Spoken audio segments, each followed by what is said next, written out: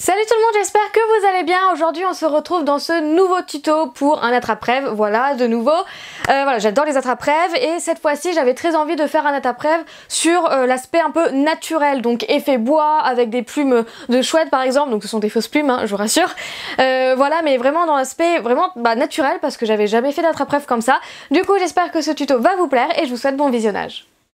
Pour ce tuto, il vous faudra de la pâte chocolat, caramel, Sahara et de lait cru en prémo, 2 emporte-pièces ronds, un rouleau, une lame, un scalpel, une aiguille et une plus grande aiguille pour faire les perles, un cure-dent, un dotting tool, une brosse à dents, je vais aussi utiliser une paire de ciseaux, 2 pinces plates, de la peinture marron foncé avec des pinceaux, de la colle forte, de la ficelle, des griffes, des anneaux et forcément le plus important, des plumes. Du coup je vais commencer par prendre les crus en prémo et à l'aplatir avec mon rouleau. Donc j'ai pris le pain en entier et ça me donne une grande planche d'écrue.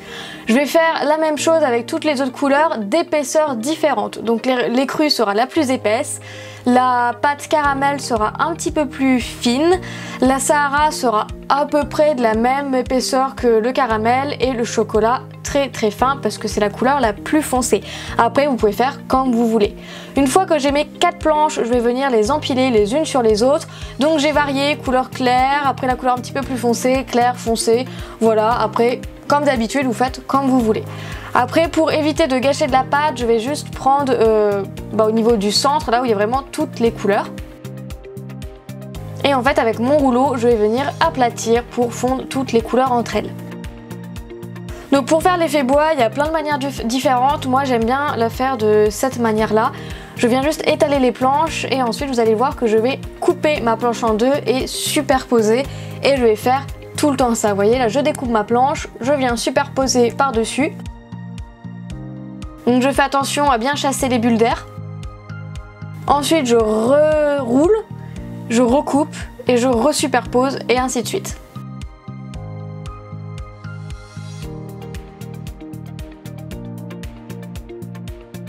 Voilà, je reroule encore, je recoupe et je resuperpose et en fait je vais avoir un bloc en fait avec plein de couches différentes.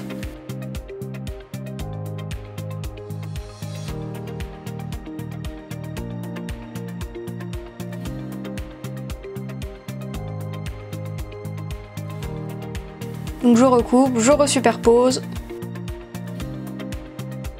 je recoupe encore, je resuperpose.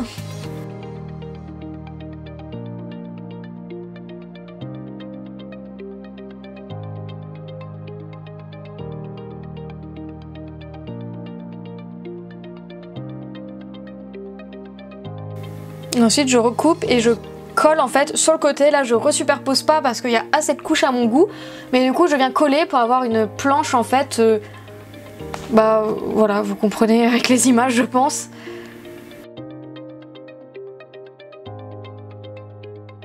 Voilà, et avec mon rouleau je viens raplatir dessus pour fixer toutes mes parties ensemble. Donc ça ne vous en faites pas, c'est l'étape la plus longue et la plus relou à faire.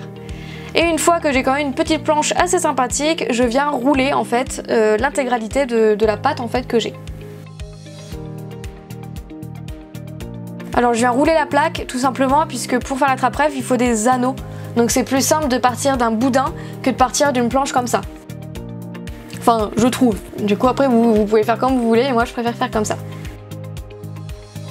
Je roule, je prends mon temps pour chasser les bulles d'air encore une fois. S'il y a de l'air, la pâte va pas bien accrocher entre elles.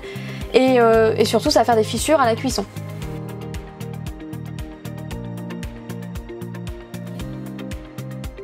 Donc voilà, je fixe bien. Et là je viens rouler pour obtenir un boudin avec toutes ces nuances de couleurs.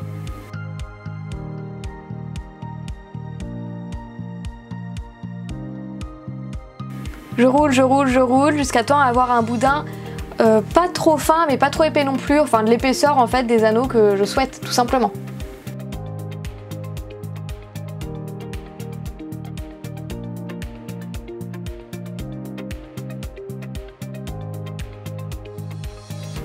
Une Une fois que l'épaisseur me convient, je prends mon petit emporte-pièce de forme ronde. Si vous n'avez pas d'emporte-pièce, n'importe quelle chose de forme ronde peut fonctionner. Un verre, une verrine, un vernis, je sais pas, n'importe quoi de forme ronde, un tube de médicaments, voilà, peu importe, vous n'êtes pas obligé d'avoir un emporte-pièce.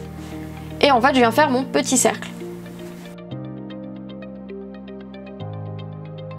Pour bien fixer les extrémités, en fait, je viens rouler de cette manière pour bien attacher les deux bouts.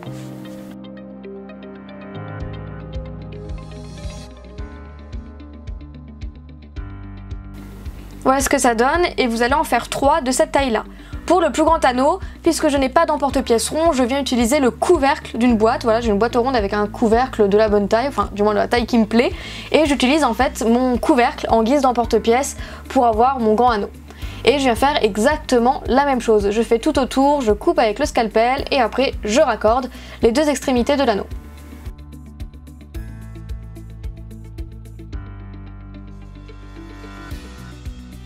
Une fois fait, je mets mes anneaux sur une nouvelle plaque, donc la plaque c'est celle qui rentre dans le four, c'est pour ça.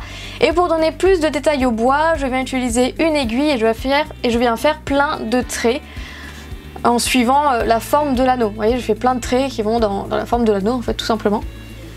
Donc c'est des traits plus ou moins grands, d'une manière assez aléatoire. Et je fais ça un peu partout. N'oubliez pas l'extérieur et l'intérieur du cercle. J'ai essayé avec un dotting tool mais ça fait des entailles un petit peu trop grosses, du coup je reste à l'aiguille.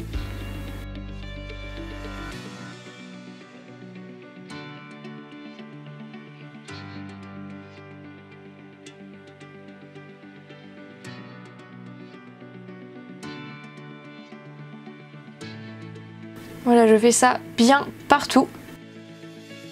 Et évidemment, je vais faire exactement la même chose sur les petits anneaux.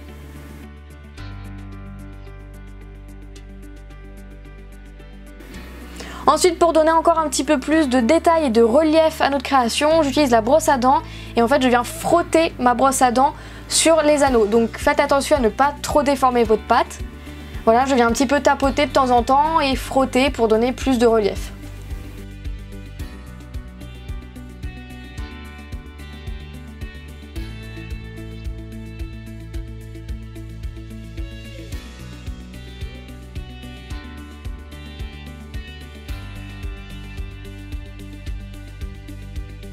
Je redonne quelques coups d'aiguille et ensuite avec un cure-dent je viens faire des petits trous. Vous savez, des fois dans le bois il y a des petits trous et du coup je rajoute encore quelques détails et avec mon dotting tool également. Je viens faire des petits creux par-ci par-là. Ensuite j'utilise le reste de mon boudin pour faire des perles. Du coup avec mon scalpel je coupe des tranches en fait. Et en fait je viens rouler ces tranches pour faire des perles. Je trouvais que c'était le plus adapté. Et en fait les perles vont aller au centre des anneaux quand je vais monter la trappe rêve.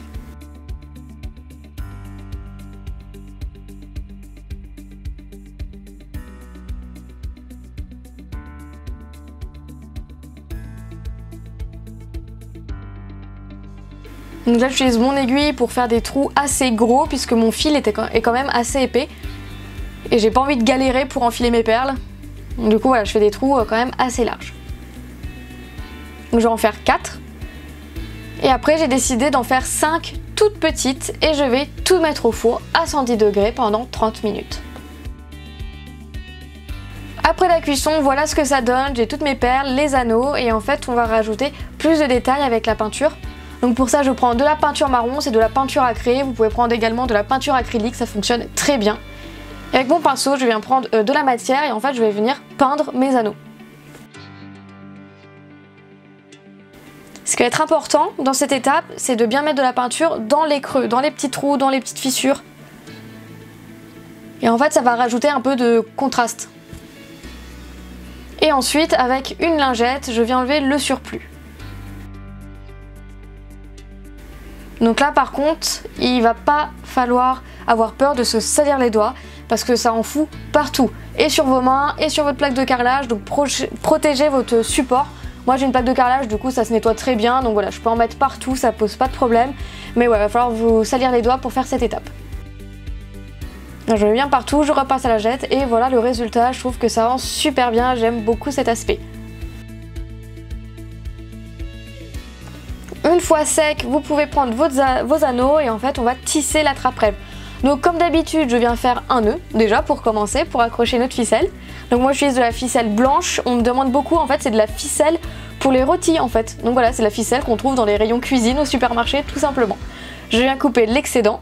Vous pouvez brûler les rubans aussi pour éviter qu'ils s'effilochent, enfin brûler le fil. Et en fait pour tisser l'attrape-rêve, voilà, je passe le fil dessus l'anneau et je le récupère au-dessous entre le fil et l'anneau. C'est un coup de main à prendre, mais une fois que vous avez compris le truc, ça va tout seul. Donc là on va le refaire, vous voyez, je tends le fil pour le passer sur l'anneau et je récupère l'extrémité pour le passer au-dessous entre l'anneau et le fil. Donc là il n'y a pas d'autre nœud à faire en fait. Il y a juste à faire un nœud pour accrocher le fil et après il y a juste à le tisser comme ça, il n'y a pas besoin de couper le fil ni rien. Et en fait vous faites ça tout le long. De temps en temps vous pouvez enfiler des perles aussi. Voilà, avant juste de passer, hop, je mets juste une petite perle et basta. Et après je continue de tisser de la même manière. Moi j'ai rajouté 5 petites perles puisque le grand anneau est quand même assez grand et on peut rajouter des éléments. Et là j'avais pas du tout envie de mettre de strass ou des trucs comme ça puisqu'on est dans un aspect vraiment naturel. Après vous pouvez le décorer comme vous souhaitez.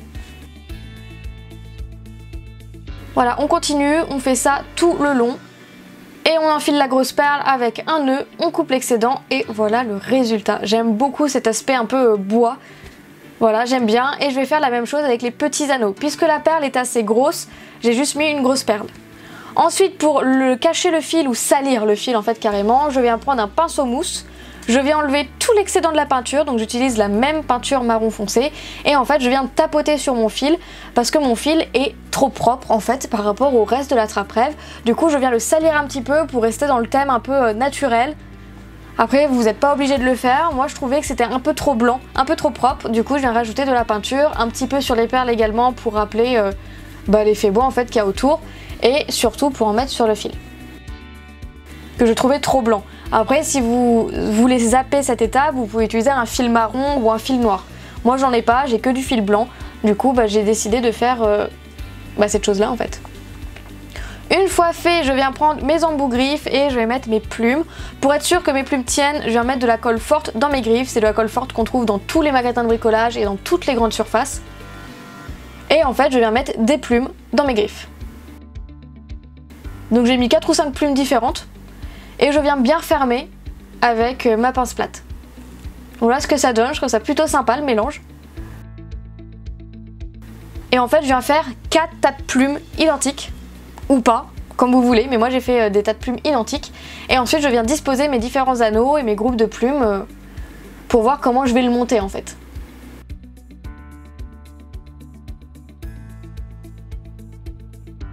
Et une fois que ça me convient, vous pouvez reprendre votre ficelle et vous n'avez plus qu'à accrocher tous les éléments ensemble. Et voilà ce que ça donne, je trouve que ça rend super bien, j'aime beaucoup cet aspect naturel. C'est la première fois que je fais un peu un aspect bois comme ça pour un attrape-rêve. Je trouve que ça va super bien, ça fait plus naturel en fait, j'aime beaucoup. N'hésitez pas à me dire en barre de commentaires si vous comptez reproduire cette création ou si vous comptez utiliser cet effet bois pour un autre style de création. Voilà, n'hésitez pas à me partager vos projets en barre de commentaires, ça me ferait vraiment plaisir de voir ce que vous allez faire en fait avec ma vidéo. J'espère vraiment que cette vidéo vous aura plu et on se retrouve bientôt pour la prochaine. Salut!